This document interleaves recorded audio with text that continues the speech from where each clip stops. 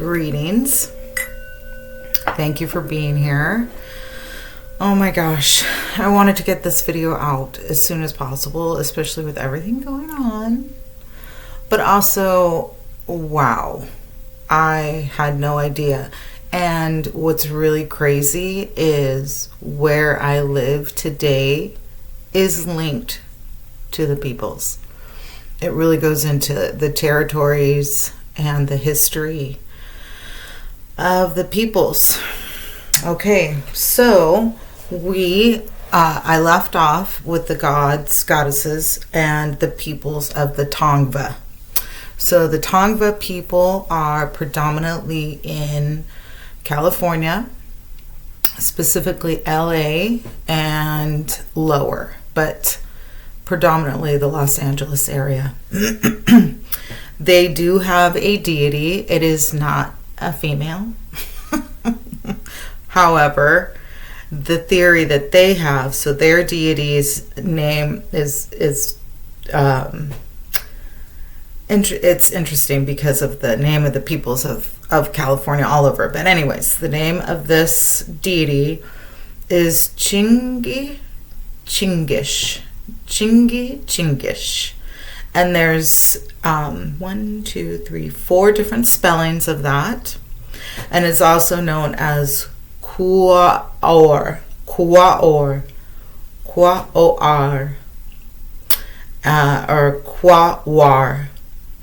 and by other names including Quiamat. Isn't that interesting? Sounds like Tiamat. Quiamat, Tobet, Saor, and this being is an important mythological figure of the Mission Indians of coastal Southern California, a group of Takic speaking peoples, today divided into 3 different groups, names Tongva being one of them. Okay, and this being was first appeared after the demise of another deity who was a tyrannical ruler of the first beings, and that tyrannical ruler was removed by their sons, plural, and when that ruler's demise happened, it brought demise upon the whole world. And as a consequence, the male creator, Night, divided the first human ancestors into distinct peoples, assigning them languages and territories. So, I don't know. Okay, so what I did learn about the Tongva people, just as a general kind of, the area that they are part of is what I said, and they're also part of the Southern Channel Islands. So like Catalina Island was their lands. So when I go into the history, they're also named the Kiz, Kizh, Kiz people. And I might be, it might be Kish, but I don't know exactly how to pronounce it. And that is their ancestral name, Kiz. And so there's a lot of history around the peoples because of colonization and the Spanish missions and the missions of San Gabriel, the missions of San Fernando de Esperanza. So this tribal history is pre-colonized states. This is when all the way up to here, even higher in Oregon, now named Oregon, over into Idaho, down into what is now Utah, Colorado, Arizona. I mean, just listen to the names. You can tell by the names of the places where they originated from, right? These were parts of Spanish. Well, it was Spain. Parts of Spain wanted to take it over, but the peoples of the land ended up creating Mexico, is my point. And this was all part of Mexico, all the way up to here. So, because of the Spanish influence, a lot of the Tongva people and people of California became Christians. It was a way for, or Catholics, technically. It was a way for them to survive. Now, there were a lot of rebellions, and Cabrillo is one of the first, and it was greeted at Santa Catalina. This is one of the islands, by the people on canoe, and this is commonly believed to be the San Pedro Bay, and now present-day San Pedro. So this is all parts of California in the LA area and a little lower. And then it goes on to say that during the land expeditions that a lot of the peoples were unalived by disease. So we hear this often. And I'm under the theory of my own, just with my own observation, because one of the stories is that blankets contaminated with smallpox were given to people. So if I handle something with smallpox, wouldn't I get it? I think that this is a created story, like many other stories, to explain the genocides. Okay, because there is actually an entire history named the California genocides because of what happened to the indigenous peoples of California. So with that, what I did find is a female chief named Toypurina, and I clicked on that because, that's what I do. And she lived from 1760 to 1799. She was Kiz, a medicine woman, and she was notable for her opposition to the colonial rule by the Spanish missionaries in California. And she actually planned a rebellion. So in planning her rebellion, somebody told on her. So she was captured, and so were the other people who tried to rebel with her. And their sentence, it took them 3 years to actually get their sentencing. And when they did get the sentencing, the men, I think it was 2 or 3 men, went. Basically what they started doing is they just started separating everyone. They were already doing this. There were mass between the gold rush, where they would pay somebody $5 for every unaliving of every indigenous person. There was a decree literally set out that they would unalive the only way they could live. We talked about this when I talked about the Wiyot people. I think it was the Wiyot. Or maybe I'm just saying that because I just heard that here. But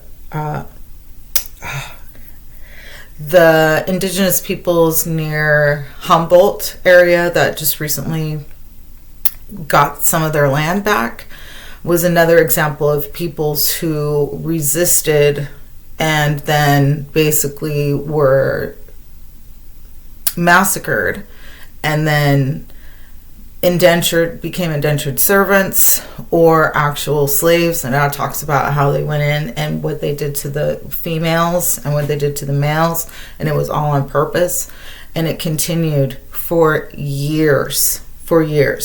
So there has been apologies given to the peoples related to the Wiyot or the California Mission Indians. And get this, just a few years ago, they were allotted 1 acre in Alameda, which we all know what just happened to Alameda. So sometimes reading this stuff is so upsetting. But in this, it talks about that the rebellion. Okay, so when I clicked on the case, people California, then on languages. No, when I clicked on the chief. So that was just something else I wanted to mention, is that this medicine woman led rebellions, and then yes, they sent her to so they had internment camps way back then, missions. They hated the missionaries. They hated the missions because it made them have to give up their culture and their language. For years, speaking any of their languages or religious practices were illegal. And so this is also during the time when the Spanish Indian Wars had ended, and what they ended up doing was giving some land to the indigenous people, and those were called rancheros. And then as you start looking into the more settlers history, you'll see these kind of hidden wars where colonizers would come and literally take these lands, take these houses, take these places. And it links back down to San Diego and the Kimeye people, which I have spoken about after I went to Balboa Park. And that's where I learned about how California truly looked like an island. It was not Baja. It was California. And it was because before the Colorado River was dammed, the river would overflow and it would come down through, so it would come through the Colorado River, showing north of, kind of near Fresno area, Central California, and fill up this lake. It would go all the way down through that area, almost to Central California.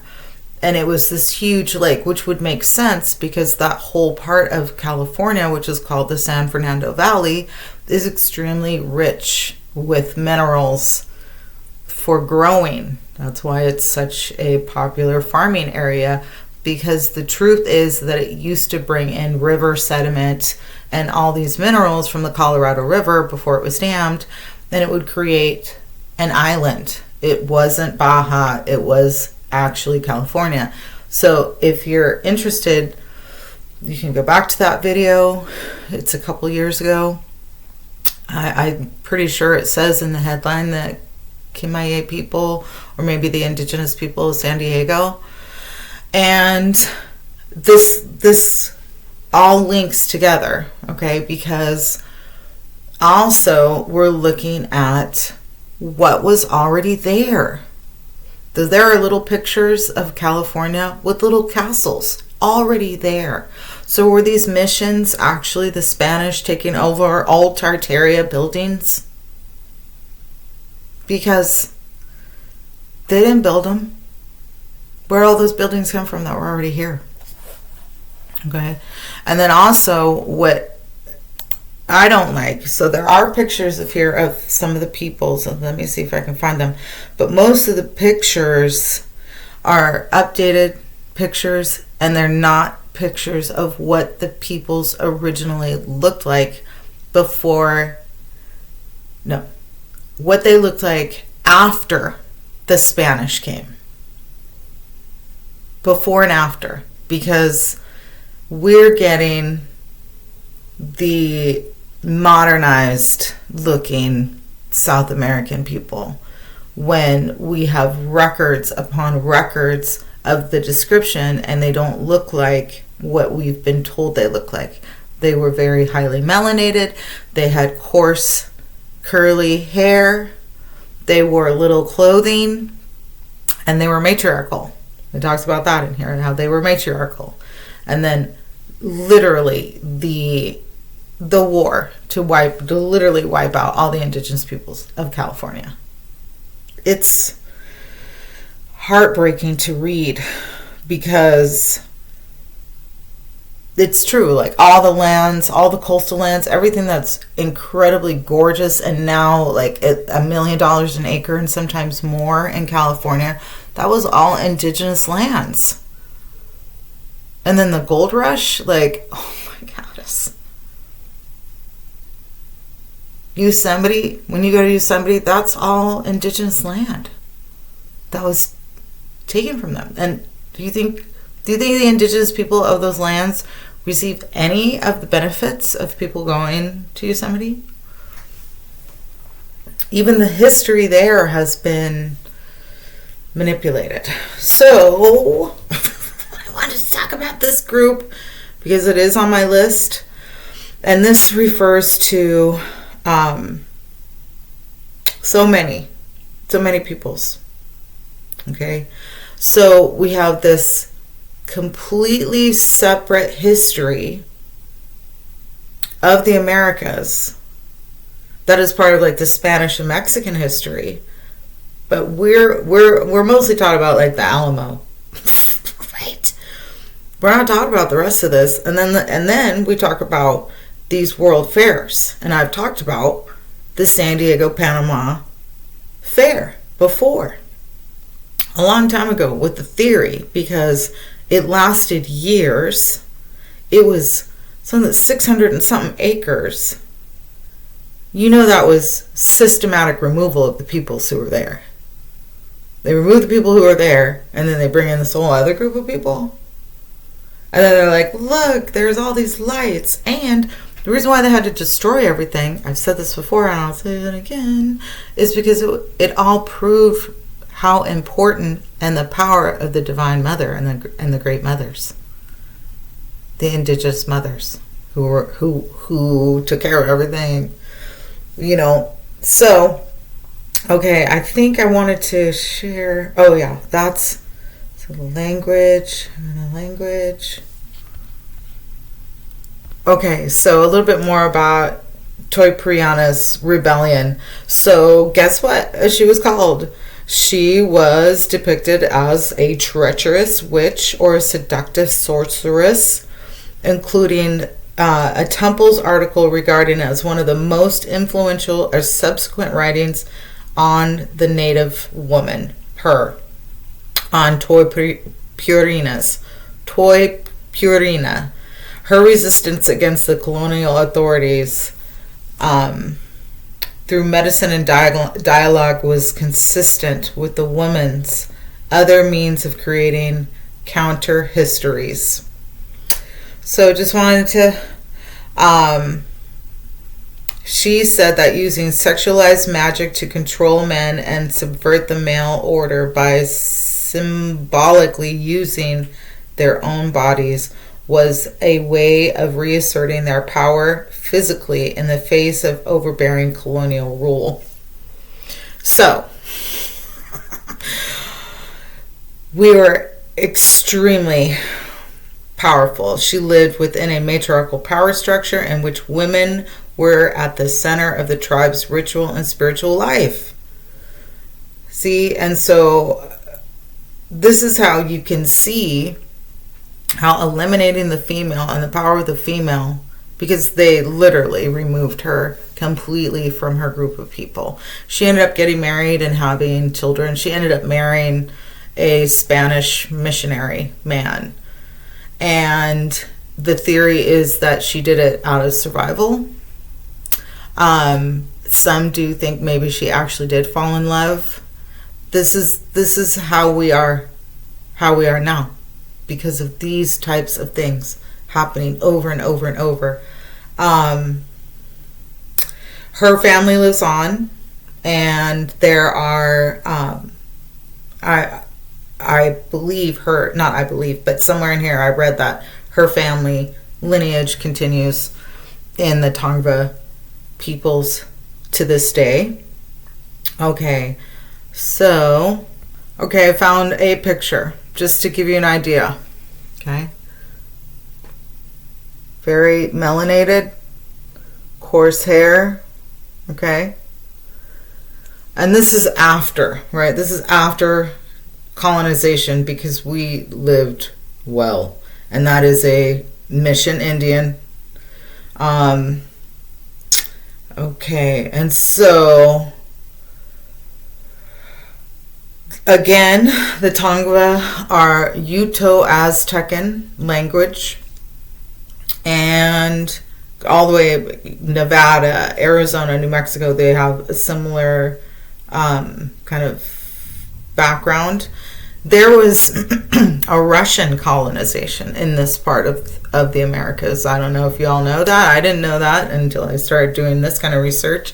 But they're in the Northern California, up through Oregon, up through Washington, and I do think all the way up to Canada, there was Russians working on trying to solidify this territory.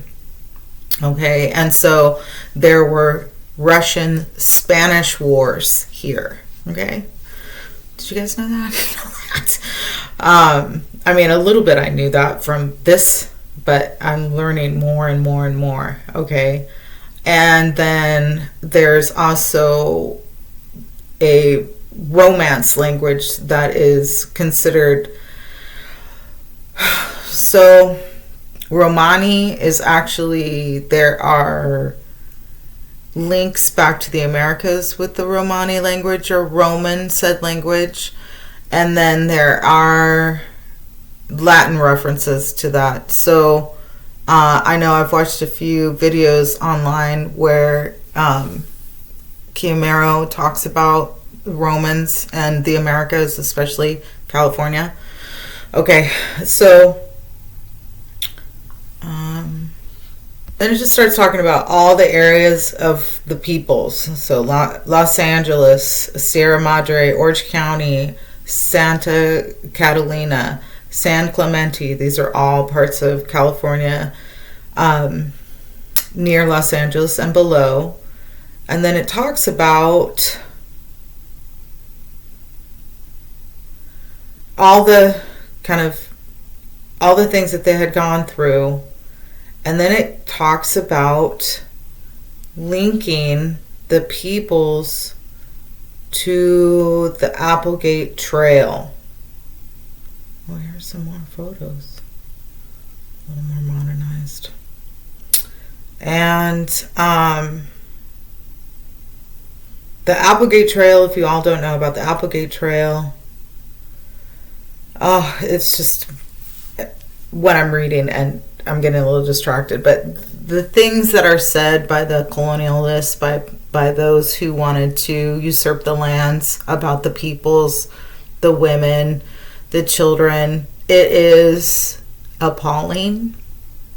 It is straight up horrific ideals to justify the sheer massacres of hundreds of thousands of Indigenous people in California. It is despicable. So the Applegate Trail was supposed to be an easier trail than... Oh, here's some pictures of the children. Again, look.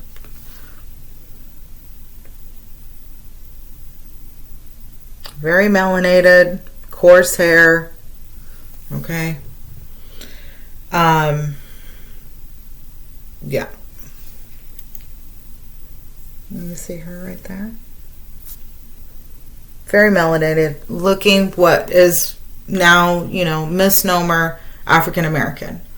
But the Indigenous people of the Americas, right, I'm going to keep telling you, they looked more like dark melanated peoples than light, straight-haired, almond-shaped peoples. That was... There's a, because again, here I'm talking about the Spanish, the Russian. We don't learn about that. We don't learn about that in our histories. And it's part of our history, but they're gonna, they're going to give what suits the narrative, right? Okay. So the Applegate Trail was supposed to be an easier trail than the Lewis and Clark Trail to get to the Californias and to Oregon because of the mountains. If you haven't been this way, past the Rockies, it doesn't get less rocky. There's so many mountain ranges, and if you're traveling the way that they said that they traveled, by like horse and buggy or literally walking, you're looking at a really, really rough trail. So the Applegate Trail was supposed to be a little easier, although it also goes through some mountain ranges that are pretty rough. And it ends up in southern Oregon, northern California, and then goes over towards like Colorado and down into Arizona. And this was another, quote unquote pioneer that was pale that things got named after because they took it over. Okay. And it just so happens I know that area. And so it's interesting when I'm researching these things about the peoples, and you realize, like, to me, it shows how we decided to be here in this lifetime and remember the way that we do. Because, I mean, how did that happen? How is it that I'm researching about the peoples, but I've also lived where these peoples lived and have heard histories from the peoples telling me who I am, telling me who they are, but still being like, well, I'm still believing this history that was taught to me in school. And I'm really recognizing adoption and the Indigenous peoples. There was a whole bunch of that in here with the Indigenous children. You just kind of like get a kid, and it would be that child would end up being your indentured servant. They were just giving away Indigenous children in California. So a law came about that you could actually do that. And then laws came later to keep that from happening. But who knew those laws? So literally there could be adoption agencies like the one I came from that they could actually end up with some type of class action lawsuit or little lawsuits about breaking these laws to make money off of adoption. Okay, I kind of went off on that because I just start seeing like the legal, the subtle legal things, which is basically just, we're going to cover it up. We're not going to take responsibility for it, and you're not getting your land back. And even if you do get your land back, we're only giving you an acre, and then there's going to be some weird fire that happens. When if you left it to the peoples in the first place, those fires wouldn't have happened. There's distinct history of how they managed the land to keep those type of... Are you kidding me? There would be no California if the Indigenous people hadn't kept care of the land. And there's a whole thing from the chiefess where she talks about, this is not your land. This is my land, and you're coming here and you're hurting it. You're hurting the peoples. You're hurting the land. You're hurting the animals. We will not have your colonization. And constantly, like, there's a whole prayer for the land of California because of, and the land wants her people back. The land... Places where people were like kicked out of or genocided, and then we were moved all over the Americas, up, around, up, down, back and forth. These lands want her people back. The lands remember. Our genetics remember. Our Akashic records remember. So, over time, information started coming out about this, and there are ongoing battles around treaties that were made that were not honored. And Governor Newsom recently apologized, and we had another, I think one of our former presidents came to California and also apologized, but that doesn't do it. There needs to be more. One thing that I think I've always felt this way. I think this is why I share these videos, because not enough information about the peoples and this country's true history and the true knowledge about especially the dark melanated people, the quote unquote mulattoes, the Indians, redskin, copper tone, and this whole illusion that we came from a completely different continent. We're already here, and they want to tell us stories about these sicknesses that also aren't brown people, dark melanated people, don't they have a natural immunization to smallpox? I don't think that's wrong. I might be wrong about that. But who knows, because that was also told to me by somebody who may or may not know about the peoples. But anyhow, is putting this education into the schools. If you do nothing else, there's no reparations, there's no land back.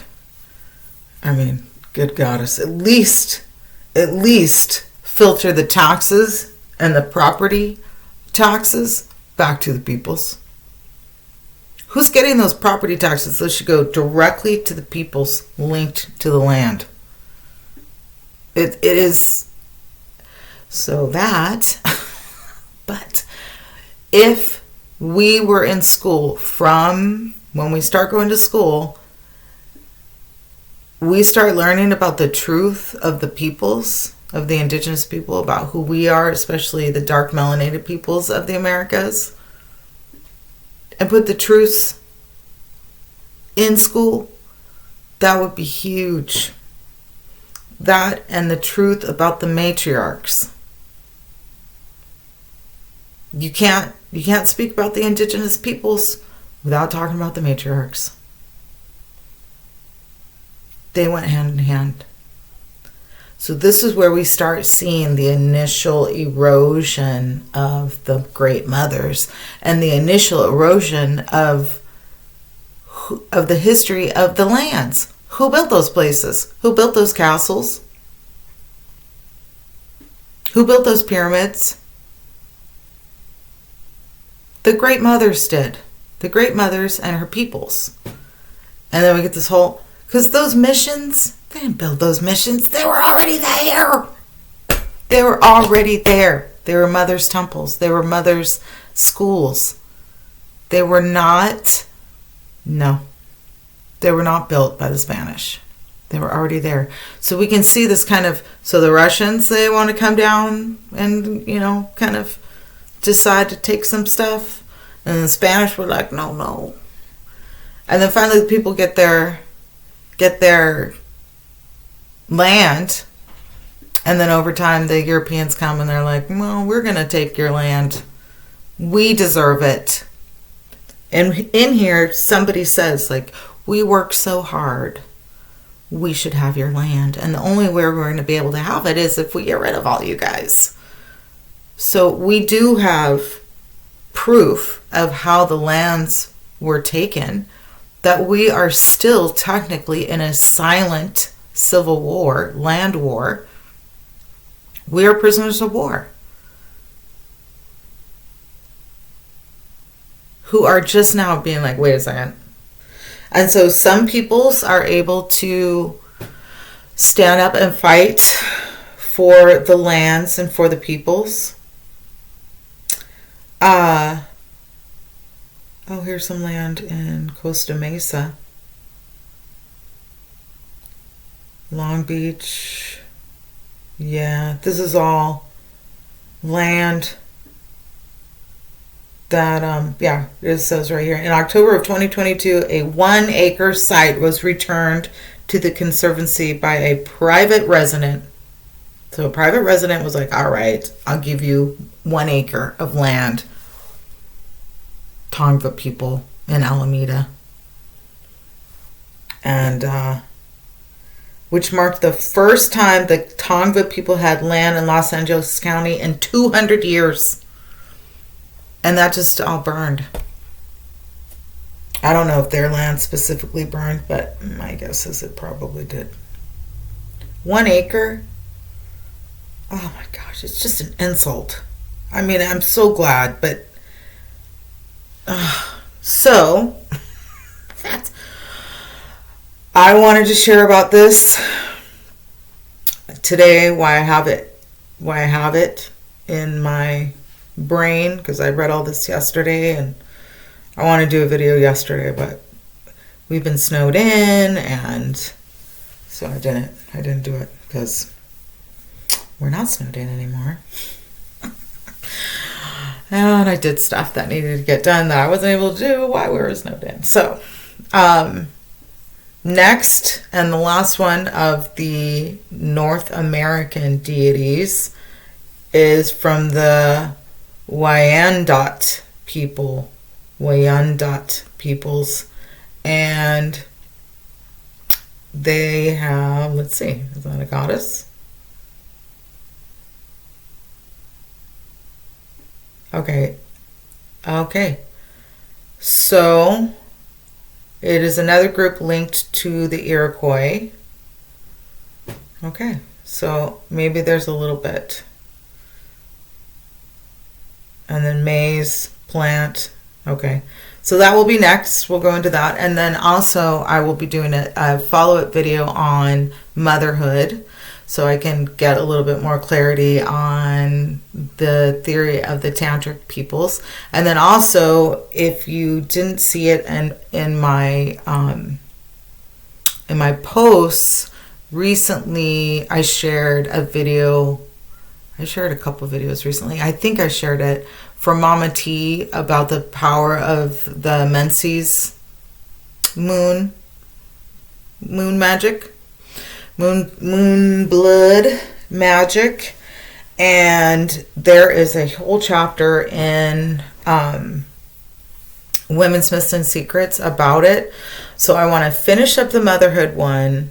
I want to finish up the North American deity and the deities and peoples, and then I want to talk about the power of the Menses.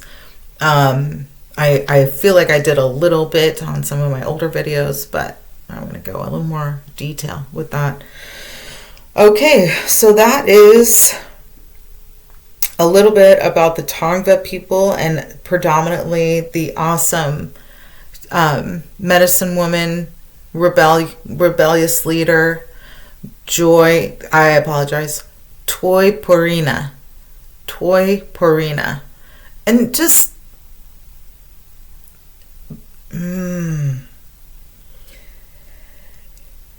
listening to that name and realizing, like, in English how those words have been used, and again, that's a great mother's name.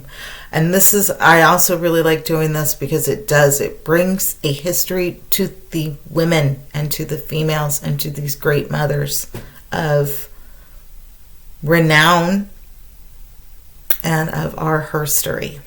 And I need to correct myself and start saying herstory instead of history. All right. Until next time, a little bit of sound before we go.